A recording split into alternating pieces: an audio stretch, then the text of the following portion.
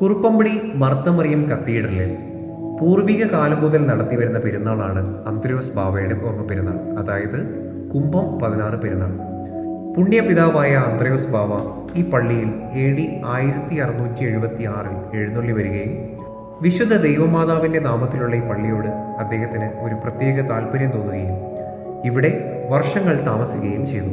തികഞ്ഞ ദൈവഭക്തനും സന്യാസിവര്യനുമായ ബാവയെ നേരിട്ട് കണ്ടിട്ടുള്ള നമ്മുടെ പൂർവികരായവർ ഫോട്ടോയൊന്നും നിലവിലില്ലാതിരുന്ന ആ കാലത്ത് അദ്ദേഹത്തെ തലമുറകളോളം ഓർക്കേണ്ടതിന് പുണ്യപിതാവിൻ്റെ ഒരു രൂപം കൊത്തിയുണ്ടാക്കി അതിൽ സ്വർണം പൂശി പള്ളി മേമ്പൂട്ടിൽ സൂക്ഷിച്ചു.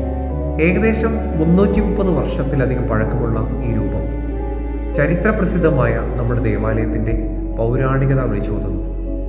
ഈ രൂപം പെരുന്നാൾ ദിവസം പുറത്തെടുത്ത് വിശ്വാസികൾക്ക് ദർശനത്തിനായി വയ്ക്കുന്നു. അന്ത്രയോസ് ബാവായുടെ മധ്യസ്ഥത നമുക്ക് കോട്ടയും കാവലുമായി ഇരിക്കട്ടെ.